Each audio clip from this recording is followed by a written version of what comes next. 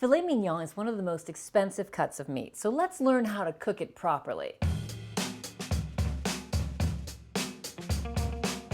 What will really help you cook these steaks well is a cast iron pan, because cast iron gets hot and stays hot even after you put the steaks into the pan. That gives you great browning and a really nice crunchy exterior.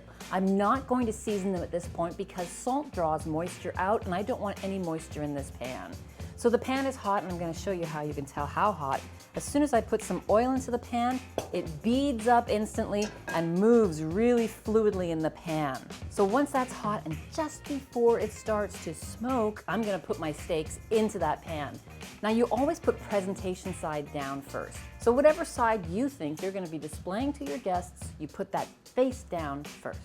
I'm going to go ahead and put my filet mignon into the pan, and I want to hear that sizzle right away. Now once it's in there, take a step back. It needs time to sear with that pan and make that nice crust on the bottom. This is going to take about 4 to 5 minutes on this one side. When your filet mignon is about 1 inch thick, it's going to be about 10 minutes total cooking time if you want to get to medium rare. Then it's about 2 minutes in either direction if you want it rare or medium well or well done.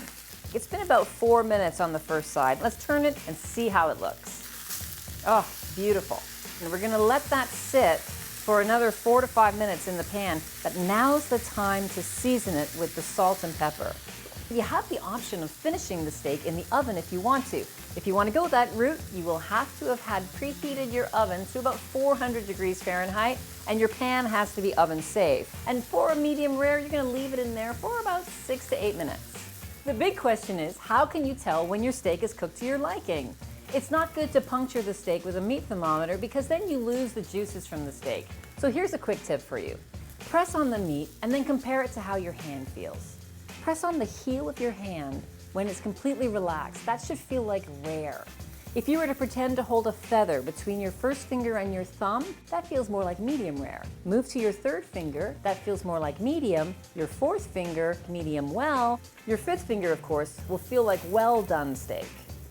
So the other visual clue is that if you start to see red juices appearing on the top of your steak, it means your steak is going from being under medium to over medium. So if you like your steak done medium, you better get it out of the pan now. Now, as with all meats, this steak needs to rest. If you let that meat relax for just 5 minutes, when you slice into it, the juices will stay with the steak instead of spreading out all over your cutting board. Here's our steak. I'm going to slice it on the bias, which means at a diagonal. So slice it all the way through on a bias and then plate it up.